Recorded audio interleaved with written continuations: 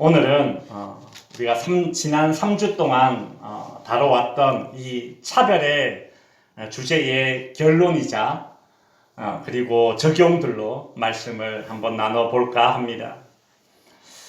사람들은 차별을 별로 대수롭지 않게 여깁니다. 차등이라는 말 혹은 형평성을 고려한다라는 말들로 실제로 현장에서는 그것이 차별의 경계선을 넘나드는 그런 도구로 이 말들이 사용되기도 하지요. 그러나 야고보는 사람을 차별하는 것은 하나님 사랑, 이웃 사랑이라는 최고의 법을 어기는 것이다 라고 말씀했습니다. 구약시대 율법에는 살인이나 간음을 사형으로 그렇게 엄하게 다루었습니다.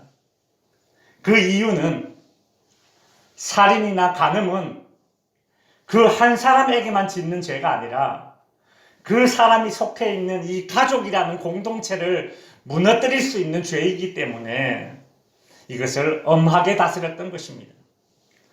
마찬가지로 차별도 공동체를 깨뜨립니다. 그 예로 이삭이 에서와 야곱을 차별했고 또 야곱은 요셉과 그의 형제들을 차별하는 바람에 그 가정이 깨어졌던 것을 우리는 지난주에 살펴보았죠. 이와 같은 이유로 차별이란 최고의 법을 어기는 것이기에 야고보는 초대교회 공동체 안에 있어서는 안 되는 죄가 바로 이 차별이다라고 경각심을 심어 주었습니다. 이제 야고보는 오늘 본문 12절과 13절에서 차별하지 않아야 될 또 다른 이유들을 이야기하고 있습니다. 오늘 본문 12절에 보시면 너희는 자유의 율법대로 심판받을 자처럼 말하고 행하기도 하라. 야고보는 사람을 차별하지 말아야 할 이유로 우리가 심판받을 자이기 때문이다 라고 말하고 있습니다. 심판이란 어떤 사람이 말하고 어떤 사람이 행동한 그 결과를 책임지는 것이 바로 심판입니다. 야고보는 차별이라는 행위를 별 대수롭지 않게 여기는 그 분위기를 쇄신하기 위해서 앞에서는 최고의 법이라는 그런 법률적인 용어를 사용했고 또 오늘 본문에서는 좀 더 무거운 단어, 심판이라는 단어를 사용해서 차별이 있어서는 안 되는 죄임을, 경각심을 더 강하게 심으려 하고 있습니다. 그런데 좀 특이한 점이 있습니다. 보통 심판을 받을 때는 법이나 혹은 법규에 근거해서 심판을 받습니다. 형법이나 민법에 근거해서 형사, 민사로 나누어지고 또 군인들은 군법에 근거해서 심판을 받게 되죠. 운전자들은 도로교통법에 근거해서 범칙금을 내기도 합니다. 야고보는 차별이라는 죄는 어떤 법에 근거해서 심판을 받는가를 이야기하는데 오늘 12절에 보시면 자유의 율법대로 심판을 받는다라고 말합니다. 여기서 이야기하는 이 자유의 율법이란 무엇입니까? 구약의 이스라엘 백성들이 두려움을 가지고 지키는 그런 율법, 즉 타의적인 율법을 일컫는 것이 아닙니다. 여기서 이야기하는 자유의 율법대로 심판을 받는다라는 이 자유의 율법은 이미 구원받은 성도가 그 은혜를 묵상하면서 자의적으로 지키게 되는 그 규례입니다. 이것이 한마디로 무엇인가 따라해 보실래요? 복음입니다. 왜 차별이라는 죄가 복음의 근거에서 심판을 받는가? 왜 차별이라는 죄가 복음에 위배되는 죄인가를 제가 지금부터 설명드리겠습니다.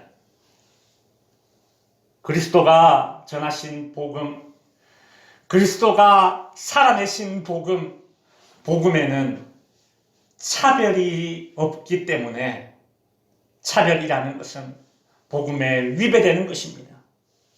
여러분, 예수님은 유대인들만을 위해서 십자가를 지신 것이 아닙니다. 예수님은 마태복음 11장 28절에서 이렇게 말씀하셨습니다. 수고하고 무거운 짐진 자들아 다 내게로 오라. 내가 너희를 쉬게 하리라. 예수님께서는 수고하고 무거운 짐진 자들아 다 내게로 오라 라고 말씀하셨습니다. 다 오라고 하셨습니다. 거기에는 예외가 없습니다. 유대인들만 와라 그렇게 말씀하시지 않으셨습니다. 다 와라. 이것이 기쁜 소식이요, 이것이 복음입니다. 복음은 믿는 자들은 누구나 다 자신이 쥐고 있던 죄의 짐을 벗게 되고 구원을 받도록 허락해 주었습니다. 복음에는 차별이란 것이 없습니다. 그런데 정작 이처럼 차별이 없는 복음의 수혜를 받은 우리 그리스도인들이 우리끼리 모여서 서로를 차별한다면 이는 자신이 누리고 있는 그 차별 없는 복음, 그것을 받은 사람들이 그 차별 없는 복음에 근거해서 심판을 받게 될 그런 죄를 짓는 것입니다. 성도란 예수 그리스도의 이 차별 없는 복음이 내 삶의 지표가 되는 것입니다. 계속해서 야고보는 사람을 차별하지 말아야 할 이유로 13절에서 이렇게 말하고 있습니다. 긍휼을 행하지 아니하는 자에게는 긍휼 없는 심판이 있으리라. 긍휼은 심판을 이기고 자랑하느니라. 야고보는 13절에서 사람을 차별하는 것을 긍휼을 베푸지 않는 것과 연결시키고 있습니다. 너희가 사람을 차별하면 심판을 받게 될 것인데 그 심판이 어떤 심판인가? 바로 긍휼 없는 심판을 받게 된다라는 것입니다. 성도 여러분, 한번 상상해 보십시오. 우리가 긍휼 없는 심판의 무게를 어찌 감당할 수 있겠습니까? 여기서 긍휼 없는 심판이란 것은 훗날 최후의 심판 때, 주님의 백보자 심판 때에 긍휼 없는 심판을 받게 되어 지옥으로 떨어지게 된다라는 것을 말하는 것이 아닙니다. 참 그나마 다행입니다. 그러나 안심하긴 이릅니다. 야고보는 너희가 긍휼을 베풀지 않고 사람을 차별하여 대하면 너희가 알 수는 없지만 너희의 현실 속에서 어떠한 형태로든 너희가 말한 대로, 너희가 행동한 대로, 차별한 대로 하나님의 심판을 받게 될 것이다 라는 얘기입니다. 예수님은 마태복음 5장 7절에서 이렇게 말씀하셨습니다. 긍휼히 여기는 자는 복이 있나니. 왜 긍휼히 여기는 자가 복이 있습니까? 그들이 긍휼히 여김을 받을 것이기 때문입니다. 마태복음 7장 2절에서 너희의 헤아리는 그 헤아림으로 너희가 헤아림을 받을 것이라고 하셨습니다. 그러므로 성도 여러분, 이런저런 이유를 들어서 차별할 것이 아니라 이런저런 때에도 차별이 아닌 긍휼을 베푸시는 성도님들이 될 수 있기를 주님의 이름으로 축원드립니다. 그렇다면 차별이 아닌 긍휼을 행하기 위해 야고보 사도가 초대교회에 제시한 그 대안은 무엇이겠습니까? 야고보 사도는 이미 앞에서 차별을, 공동체 안에서 차별을 물리칠 수 있는 그 대안을 이미 제시했습니다. 그것이 바로 8절입니다. 8절에 보시면 내 이웃을 내 몸과 같이 사랑하라고 하였습니다. 이것이 공동체 안에서 차별을 이겨낼 수 있는, 차별을 물리칠 수 있는 야고보가 제시한 대안입니다. 그런데 내 이웃을 내 몸처럼 사랑한다라는 말은 참 추상적입니다. 어떤 분이 자신이 처음 예수를 믿게 되었을 때에 이웃을 내 몸같이 사랑하라라는 말을 듣고서 이 목욕탕에 가서 때를 밀어드려야 되나라는 생각을 했다는 이야기를 제가 예전에 들었습니다. 그 정도로 이것이 추상적이라는 거죠. 이웃을 내 몸처럼 사랑한다는 것이 도대체 어떻게 해야 되는 것일까? 그래서 오늘은 이웃을 어떻게 사랑하는 것이 내 몸처럼 사랑하는 것이며, 이것이 왜 공동체 안에서 차별을 물리치는 대안이 되는 것인가를 오늘 말씀의 적용으로 나누면서 이 차별의 주제를, 설교를 마무리를 지으려고 합니다. 이웃을 내 몸같이 사랑한다는 것이 뜬구름 잡는 소리가 되어서는 안 됩니다. 이웃을 내 몸같이 사랑한다는 것, 첫 번째는 한결같이 대하는 것입니다. 한결같이 대하는 것. 여러분, 혹 주변에 그런 사람을 만나본 적이 있습니까? 좋을 때는 한없이 좋은 분입니다. 참 잘 베풀고 잘 웃고, 그래서 그분이 정말 그런 사람인 줄 알았습니다. 그런데 어느 날은 찬바람이 쌩쌩 불고 사납고 인사를 해도 눈도 안 마주치고 마치 목욕탕 냉탕 온탕을 오가듯이 그런 자신의 감정을 그대로 다른 사람에게 그렇게 투여하는 그런 사람들이 있습니다. 그런 사람들이 또 이렇게 말합니다. 나는 내 감정에 솔직하다, 그렇게 말합니다. 이게 착각이지요. 자기 감정에 솔직해야 된다라는 것은 상대방을 자기 감정대로 대하라는 말이 절대 아닙니다. 나의 상태가 좋으면 잘 대해주고, 그렇지 않으면 함부로 대하고, 그것은 내 이웃을 내 몸처럼 사랑하는 친절이 아닙니다. 그것은 내 기분대로 대하는 것입니다. 자기 기분이 좋을 때만 상대방에게 잘 대해준다는 것은 결국 그 친절은 상대방을 위한 친절이 아니라 자기 만족을 위한 친절입니다.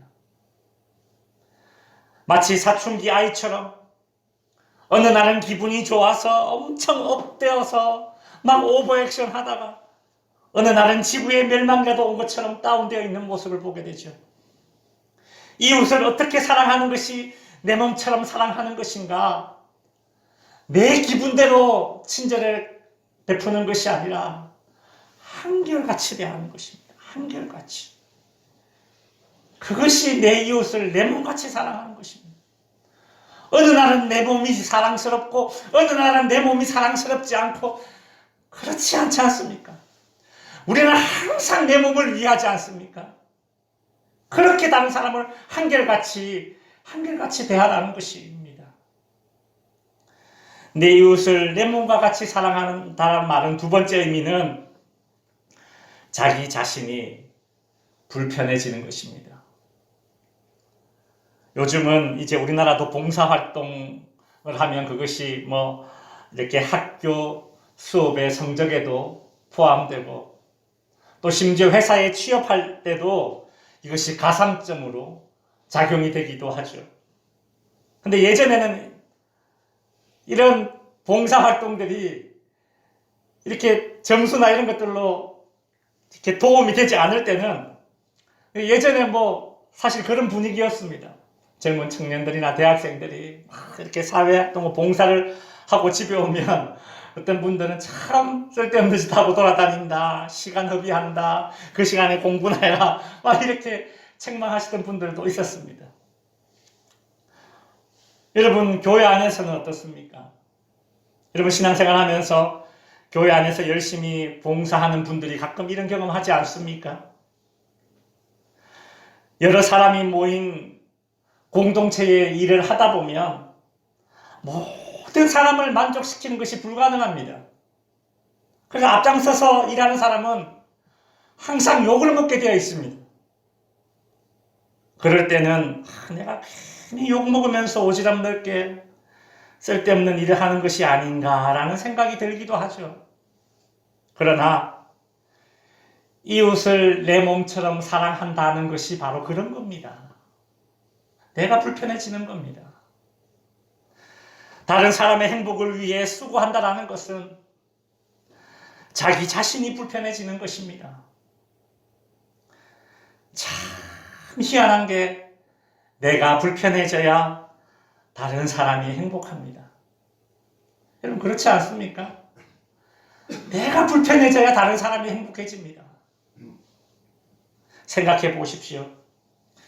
내 이웃을 내 몸같이 사랑해야 되는데 내 이웃을 내 몸같이 사랑해야 되는데 내 이웃이 곧 내 몸인데 내 몸이 여기도 있고 저기도 있고 저기도 있습니다. 얼마나 불편하겠습니까?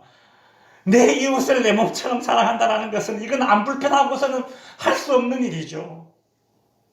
내가 불편해지는 것과 이웃 사랑을 실천하는 것은 뗄래야 뗄 수 없습니다.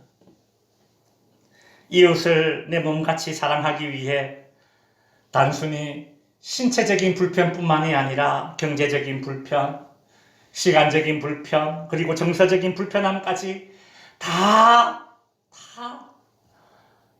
각오하고 그것을 실제적으로 겪어내는 것이 바로 이웃사랑입니다. 그러나 성도 여러분, 우리가 이 한 가지는 꼭 기억하시기 바랍니다. 이웃을 내 몸같이 사랑하기 위해 내가 불편해진다고 해서 그것이 곧 내가 불행해진다라는 얘기는 아닙니다. 내가 불편해질지언정 내가 불행해지지 않습니다. 그것이 이웃 사랑을 실행하는 자들에게 부어주시는 하나님의 축복입니다. 이웃을 내 몸처럼 사랑한다라는 세 번째 의미는 무엇인가 하면 말씀 안에서 사랑하는 것입니다. 우리가 이웃을 사랑하는 가장 좋은 방법은 말씀 안에서 사랑하는 것입니다. 말씀 안에서 사랑하는 것이야말로 나를 무너뜨리지 않고 상대방을 사랑할 수 있는 비결입니다. 여러분, 같이 망가지는 희생은 희생이 아닙니다. 그것은 사랑이 아닙니다. 예전에 어떤 분이 이런 농담을 하시는 얘기를 들은 적이 있습니다. 그분이 이런 농담을 하셨습니다. 자신이 술을 마시는 이유는 이놈의 안 좋은 술을 내가 빨리 다 먹어 없애버려서 다른 사람이 건강해지는 것을 원하기 때문에 자기가 이놈의 나쁜 술을 다 먹어 없애겠다. 이렇게 이제 농담을 하셨습니다. 우스갯소리지만 제가 그 얘기를 듣고 참 깨달은 바가 많은 그런 이야기였습니다. 성도 여러분, 이웃을 내 몸처럼 사랑한다는 것은 말씀 안에서 사랑하는 것입니다. 내가 말씀을 떠나서 그들에게 가는 것이 아니라 그들을 말씀이 있는 곳으로 데리고 오는 것이 말씀 안에서 사랑하는 것입니다. 그래야 할 이유가 무엇입니까? 그래야 같이 삽니다. 그래야 같이 살아요. 내가 말씀 안에서 사랑할 때에 그들이 변하고 그와 내가 같이 살게 되는 것입니다. 내 이웃을 내 몸처럼 사랑한다라는 네 번째 의미는 성령으로 사랑해야 하는 것입니다. 여러분, 내 이웃은 절대 내 몸처럼 사랑할 수 없습니다. 아니, 마음은 어떻게든 먹고 시작은 어떻게든 할 수 있지만 그것을 지속해낼 힘이 우리에게 없습니다. 지속할 힘이 없는데도 계속 지속하려고 하다 보면 과열된 엔진이 내려앉듯이 결국 내가 내려앉습니다. 우리가 성령으로 사랑해야 되는 이유, 우리가 성령께서 주시는 힘으로 사랑해야 되는 이유는 우리가 다른 사람을 위해 희생할 때에 그 희생을 악용하려는 사람들이 있기 때문에 우리는 내 사랑이 아니라 주님 주시는 사랑으로, 성령의 힘으로 그들을 사랑해야 하는 것입니다. 상처받지 않아야 끝까지 갈 수 있습니다. 상처받지 않아야 끝까지 사랑할 수 있습니다. 성령의 힘을 간구하십시오. 여러분, 누군가 품어야 될 사람이 있습니까? 그렇다면 성령님께 힘을 간구하십시오. 그를 품을 수 있는 마음, 그를 지속해서 품을 수 있는 마음을 달라고 기도하십시오. 말씀을 정리하겠습니다. 차별은 공동체를 망가뜨리지만 긍휼은 공동체를 살립니다. 성도 여러분, 한결같이 내 자신이 불편해지더라도 말씀 안에서 성령의 주시는 힘으로 사랑하는 것이야말로 내 이웃을 내 몸처럼 사랑하는 것이고, 이것이 주님이 우리에게 베풀어 주신 긍휼입니다. 예수님은 가룟 유다가 자신을 팔아먹을 줄 알고 계시면서도 끝까지 이용당해 주셨습니다. 예수님께서는 자신을 팔아먹는 가룟 유다를 보면서도 십자가에 못 박아 죽이라고 소리치는 유대인들의 그 외침을 들으면서도 잔인함을 즐기고 있는 그 로마 병정들의 그 폭력을 당하면서도 저들은 자신들이 하는 일을 알지 못합니다. 그렇게 기도하면서 그들에게 하나님의 긍휼이 베풀어지기를 간구하셨던 분이 바로 우리 주님이십니다. 성도 여러분, 예수님의 이런 이웃 사랑의 말과 행동이 우리와 우리 공동체 가운데 있기를 원합니다. 예수님의 이런 이웃 사랑의 말과 행동을 본받아 우리가 속한 공동체에서 차별이 아닌 긍휼을 베푸는 모든 덕지교회 성도님들이 될 수 있기를 주님의 이름으로 축원드립니다. 기도하겠습니다.